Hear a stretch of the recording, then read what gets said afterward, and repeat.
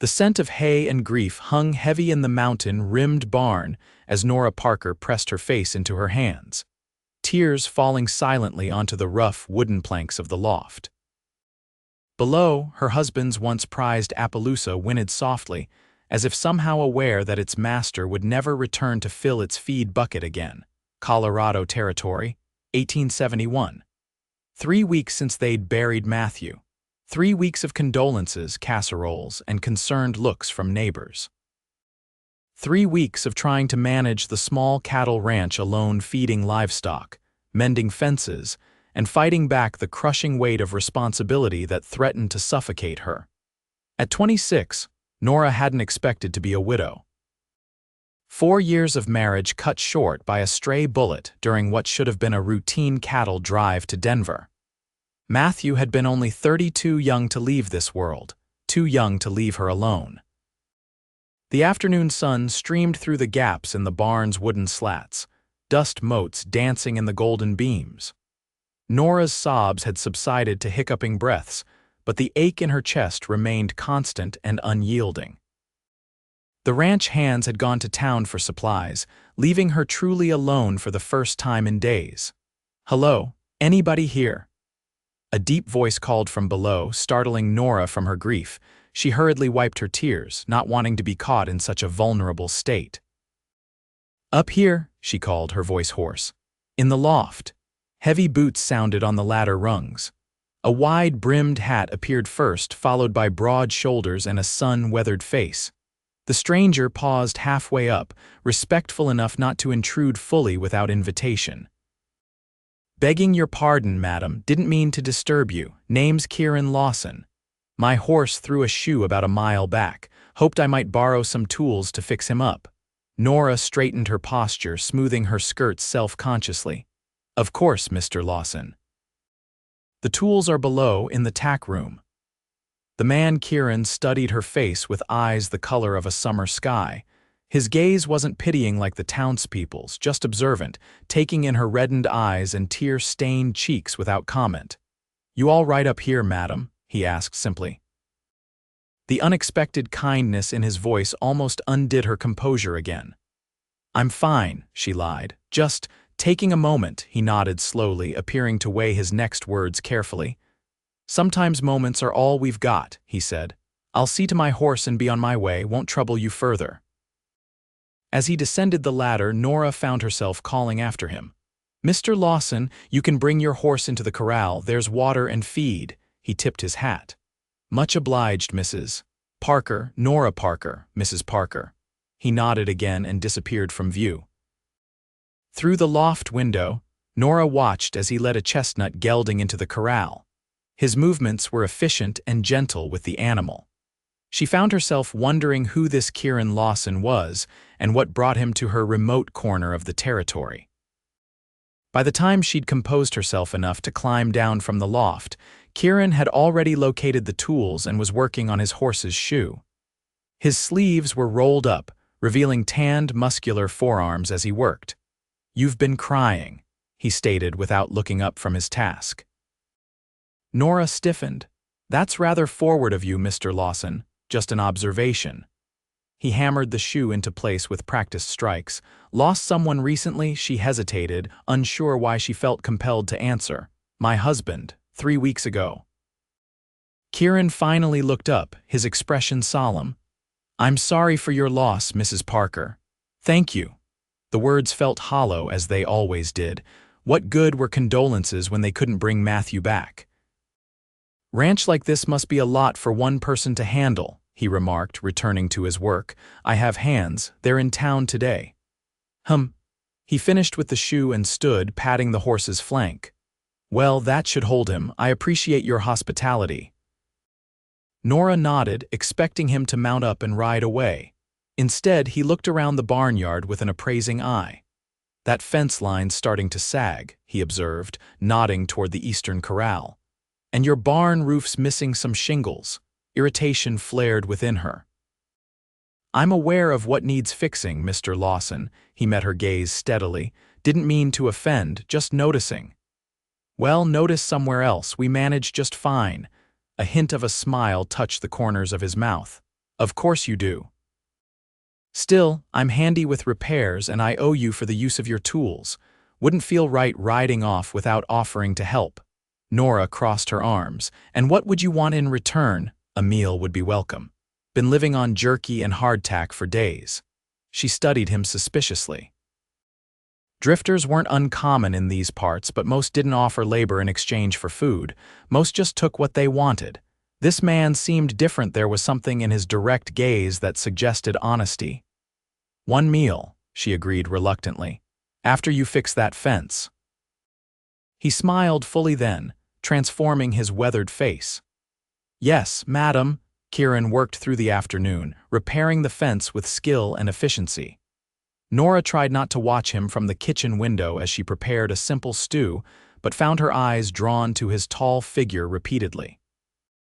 When was the last time a man other than Matthew had eaten at her table? The thought brought both guilt and a strange flutter of anticipation. As the sun began to set, Kieran appeared at the back door, hat in hand. He'd washed up at the pump, his dark hair damp at the temples. "Fence is done," he announced. "Come in," she said, gesturing to the table. "Food's ready." They ate in silence at first, the only sounds the clink of spoons against bowls and the occasional pop from the wood stove. Nora found herself stealing glances at his hands, strong, calloused, capable hands that handled the spoon with surprising delicacy. "This is good," he said finally. "Best meal I've had in months. It's just stew, made with care. That makes a difference." He broke off a piece of cornbread. "Your husband, was he a rancher his whole life?" The question caught her off guard. "Yes, his father built this place. Matthew was born here, expected to die here." Her voice caught on the last words. Kieran nodded thoughtfully. "Roots run deep in places like this. And you, Mr. Lawson. Where are your roots?" His eyes crinkled slightly. "Please call me Kieran. My roots," he shrugged. "Never stayed in one place long enough to grow any, I suppose. A drifter then. I prefer traveler. Drifters don't usually have destinations in mind. And you do," he considered this. "Sometimes. Right now I'm headed to Silverton. Heard they're hiring guards for the silver shipments."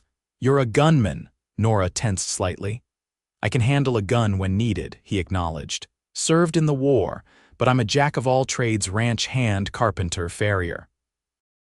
Whatever keeps me fed and my horse shod." Something about his straightforward manner put Nora at ease despite herself. As they continued talking, darkness fell completely outside. A sudden gust of wind rattled the windows, followed by the distinctive sound of rain. Kieran glanced toward the door. "Sounds like a real downpour." Nora rose to peer out the window. Rain was coming down in sheets, illuminated by occasional flashes of lightning. "It's a regular cloudburst," she confirmed. "Lucky you finished the fence when you did."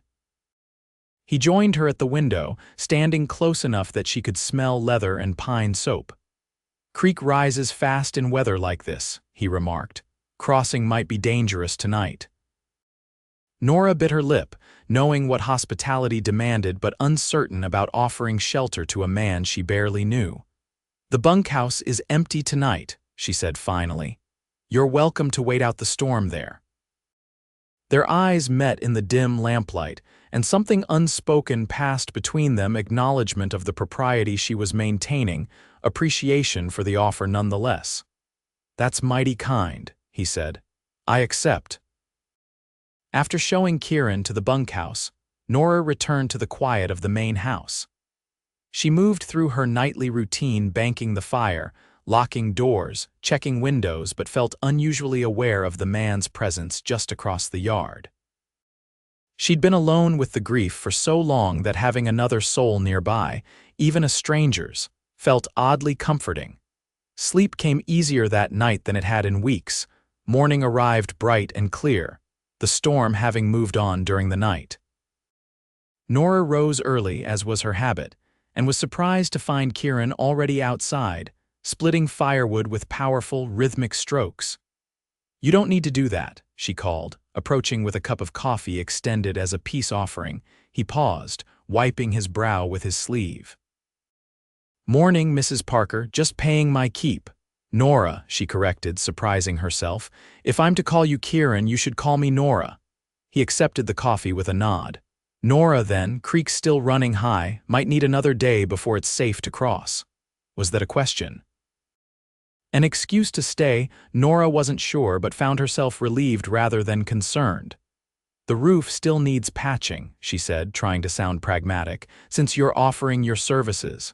His smile was warm. Happy to help. Over the next several days, Kieran made himself useful around the ranch.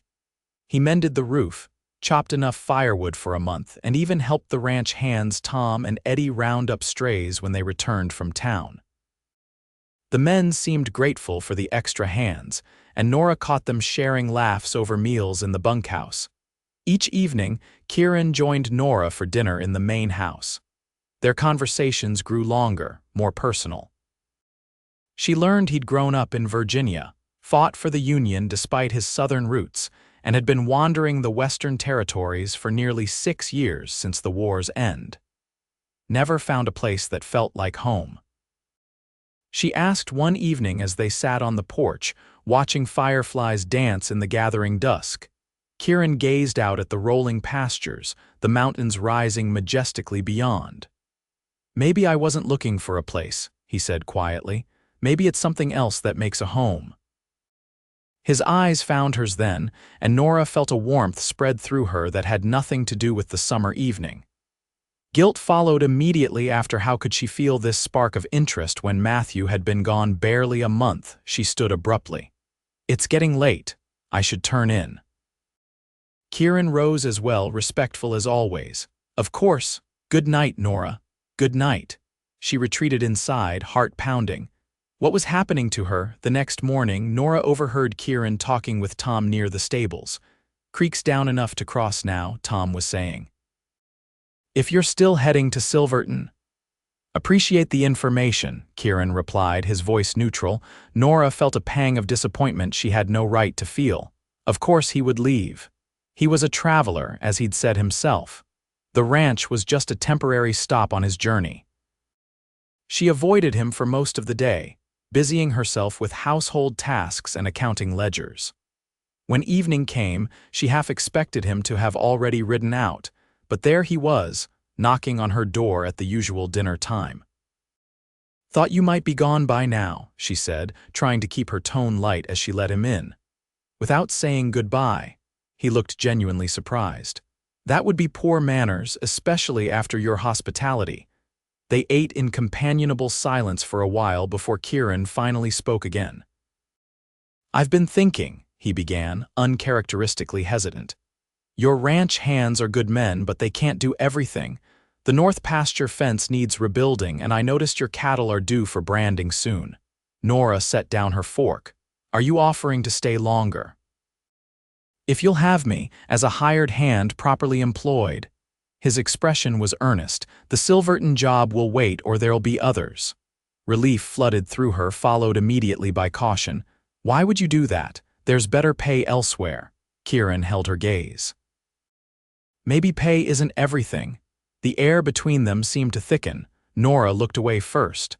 "I can offer room and board plus $10 a month. It's less than you'd make elsewhere." "I accept," he said without hesitation, and so Kieran Lawson became a fixture at the Parker Ranch. Summer faded into fall, and the rhythm of ranch life continued. Cattle to move, hay to cut, preparations for winter to complete. Kieran worked alongside Tom and Eddie, but there was an unspoken understanding that he answered primarily to Nora. Their evening conversations continued, a bright spot in Nora's days that she found herself looking forward to more than she cared to admit. Sometimes they discussed practical matters: finances, livestock decisions, repairs needed. Other times they shared stories: his adventures on the frontier, her childhood in Pennsylvania before her family had moved west. One crisp October evening, as they sat by the fire after dinner, Kieran asked the question she'd been dreading. "Tell me about Matthew," he said gently.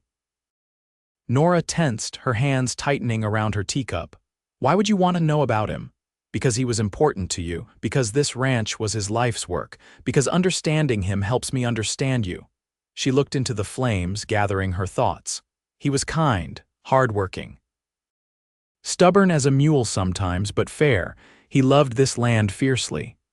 She paused, a sad smile touching her lips. He wasn't one for flowery words or grand gestures, but he showed his love in 1,000 small ways, remembering to bring me wildflowers in spring, making sure I had firewood stacked close to the house in winter so I wouldn't have to trudge through snow. Kieran listened attentively, his face thoughtful. He sounds like a good man. He was. Tears pricked at her eyes, but they weren't the overwhelming flood of grief she'd experienced in the loft that day months ago. They were gentler now, tempered by time and memory. I miss him every day. Of course you do, Kieran said softly. Love doesn't just disappear. His understanding, free from jealousy or judgment, touched something deep within Nora. Thank you, she whispered. For what? For asking about him, for wanting to know. Most people avoid mentioning him now, as if speaking his name might shatter me. Kieran reached across the space between their chairs, hesitantly offering his hand. After a moment's hesitation, Nora placed her fingers in his. His palm was warm and calloused, enveloping her smaller hand completely. You're stronger than they give you credit for, he said. I knew that from the first time I saw you in that loft. Their eyes met, and the air between them charged with unspoken feelings. Nora gently withdrew her hand, not ready for what those feelings might mean. It's getting late, she said softly. Kieran nodded, understanding in his eyes. Good night, Nora. As autumn deepened, Nora found herself watching Kieran more often, the way he gentled nervous horses with quiet words, how he patiently showed young Eddie better techniques for roping, the respect he showed to every living creature on the ranch. He fit into the life of the place as naturally as if he'd always been there. One Sunday afternoon, Nora ventured into town for church services and supplies. As she was loading her purchases into the wagon, Mrs. Miller, the mercantile owner's wife, approached with a knowing smile. That new hand of yours seems to be working out well, she remarked, helping Nora secure a sack of flour. Handsome fellow, too. Nora felt heat rise to her cheeks. Mr. Lawson is an excellent worker. I'm sure he is. Mrs. Miller's tone held suggestion. No shame in finding comfort, dear. Matthew's been gone 6 months now. It's not like that, Nora protested, though her heart quickened at the woman's implication. Mrs. Miller patted her arm. Whatever you say, dear, just remember life's for the living. The words followed Nora on her drive home, stirring thoughts she'd been trying to suppress. Was it truly disloyal to Matthew's memory to feel this growing attachment to Kieran? Or was Mrs. Miller right? Was life indeed for the living? When she returned to the ranch, Kieran was there to help unload the wagon. Their hands brushed as they both reached for the same package, sending an undeniable spark through Nora's body. Sorry, she murmured, stepping back. Kieran studied her flushed face. Everything all right? Fine, she said quickly. Just tired from the trip. But that evening, as they sat on the porch watching the sunset paint the mountains gold and crimson, Nora found the courage to broach the subject that had been growing between them. The townspeople are talking, she said, eyes fixed on the distant horizon. Kieran shifted in his chair. About us, she nodded. Mrs. Miller made some suggestions today. I see.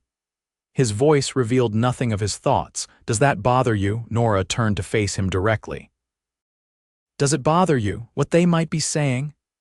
I don't much care what people say about me, he replied, but I care about your reputation, my reputation. She laughed softly. A widow living alone with 3 men on her ranch, I suppose my reputation was in question the moment Matthew died. You could ask me to leave, Kieran said quietly, if that would make things easier.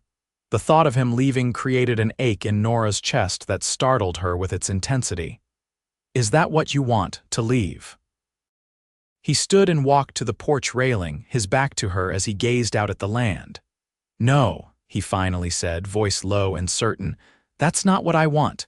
Nora rose and joined him at the railing, close enough to feel the warmth radiating from his body. What do you want, Kieran? He turned to her then, blue eyes intense in the fading light. I think you know. Tell me anyway, she whispered. His hand came up to gently touch her cheek. I want to stay, not as your hired hand, though I'll work this land as long as you need me to. I want to stay because in all my years of wandering, I've never found a place or a person that felt like home until now. Tears welled in Nora's eyes. I feel so guilty, she confessed, like I'm betraying him. You're not, Kieran said firmly. Loving again doesn't erase what you had with Matthew. It shows that he taught you how to love well, how to open your heart. His words unlocked something within her permission she hadn't realized she'd been seeking. Nora leaned forward slightly, and Kieran closed the remaining distance between them, his lips meeting hers in a tender kiss that felt both like an ending and a beginning. When they parted, Nora rested her forehead against his chest, feeling his heartbeat strong and steady beneath her. I'm not ready for more, she said softly. Not yet. Kieran's arms encircled her gently. We have time, he murmured into her hair. I'm not going anywhere. The first snow came early that year, blanketing the ranch in pristine white just before Thanksgiving. The cold weather brought Nora and Kieran closer, both physically sharing the warmth of the fireplace each evening and emotionally, as the quiet winter days provided space for deeper conversations. They spoke of their dreams, their fears, their hopes for the future. Kieran confessed that the war had left scars not visible to the eye, nights when he still woke in cold sweats from memories of battles long past. Nora shared her fear of failing to preserve what Matthew had built, of dishonoring his memory through poor stewardship of the land he'd loved. He would be proud of you, Kieran assured her one evening as they sat side by side on the sofa, his arm draped comfortably around her shoulders. Anyone who sees how you've kept this place going would be proud. Even with so much help, she asked, glancing up at him. Especially with help, he said firmly. Knowing when to accept help is its own kind of strength. Christmas approached, bringing with it memories of holidays past that threatened to overwhelm Nora with grief again. Sensing her melancholy, Kieran enlisted Tom and Eddie in cutting a small pine from the north ridge, bringing it to the house and setting it up in the corner of the parlor. Thought it might brighten things, he explained when Nora discovered their handiwork. That evening, they decorated the tree with the ornaments Nora had carefully packed away after last Christmas, the last one she and Matthew had shared. There were moments when tears threatened, but they were balanced by new joy as Kieran lifted her to place the star atop the tree, his strong hands steady at her waist. On Christmas Eve, after a festive dinner with Tom and Eddie, the two younger men retired to the bunkhouse while Nora and Kieran remained by the fire. Outside, snow fell softly, insulating the world in hushed white. I have something for you, Kieran said, reaching into his pocket. He handed Nora a small, carefully whittled wooden box. Inside lay a delicate silver pendant in the shape of a mountain range, remarkably similar to the view from their ranch.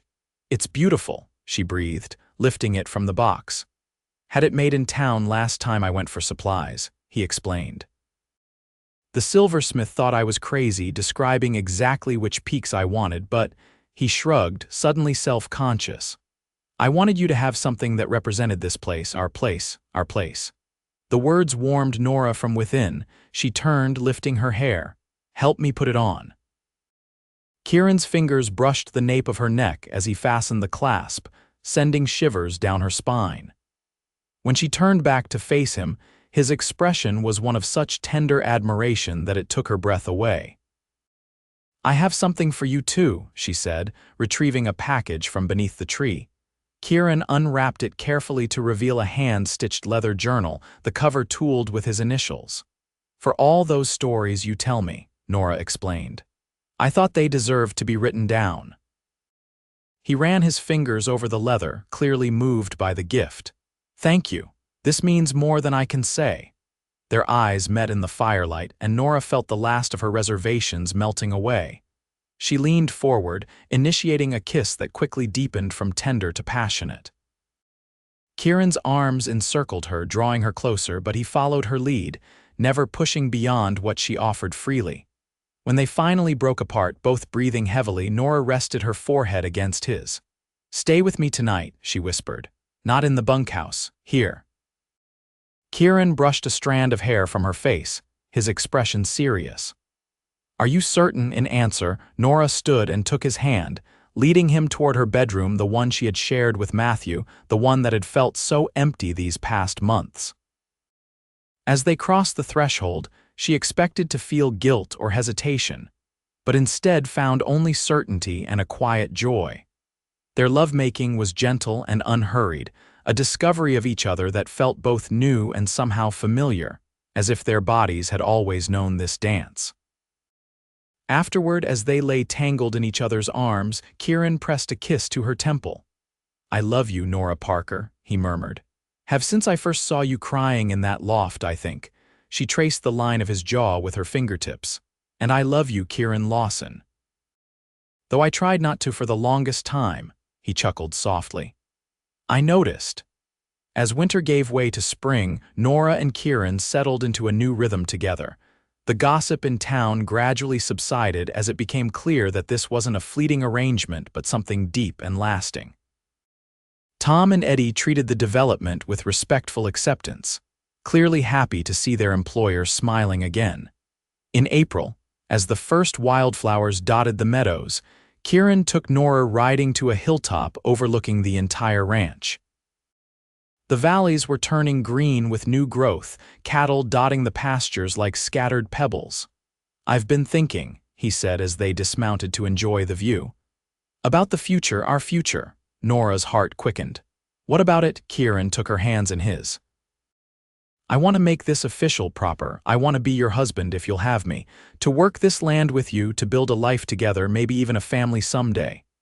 Tears sprang to Nora's eyes, but they were tears of happiness, not sorrow. "Yes," she said simply. "Yes, I'll have you." His face lit with joy as he swept her into his arms, spinning her around until they were both laughing. When he set her down, his expression grew more solemn. "There's something else," he said. "Something I need to ask, anything." "I know this will always be the Parker Ranch," he said carefully. "Matthew's legacy. I don't want to change that or erase what he built. But I was hoping, when we marry, that we might set aside a small plot, just a corner of land, to build something new, a place that's ours from the foundation up." Understanding flooded Nora's heart.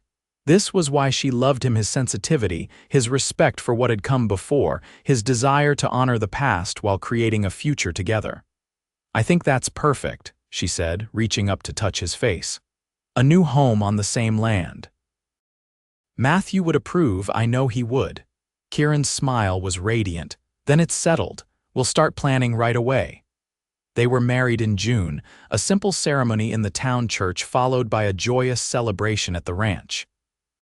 Mrs. Miller, vindicated in her earlier speculation, made sure the wedding cake was the finest ever seen in the county. By autumn, the small house Kieran had designed was taking shape on a rise overlooking the eastern pastures. It wasn't grand, but it was solidly built, with big windows to capture the mountain views and a wide porch for summer evenings. Most importantly, it was theirs, a physical manifestation of the new life they were building together. On the anniversary of the day Kieran had first climbed the ladder to find Nora crying in the loft, he surprised her by leading her to the barn at sunset. The loft had been transformed: clean, fresh hay, lanterns casting a golden glow, wildflowers in mason jars creating a garden in the air. "What's all this?" she asked, delighted and curious. Kieran took her hands in his. "1 year ago I was a drifter with no direction, and you were a widow drowning in grief. Look how far we've come." Nora glanced around the loft, then back to his beloved face. "From tears to joy," she said softly. "That day changed everything for me," he continued. "I climbed up that ladder looking for tools, but I found my future instead." He reached into his pocket and pulled out a small carved wooden heart. "I made this, thought we might nail it to one of these beams to mark the spot, our beginning."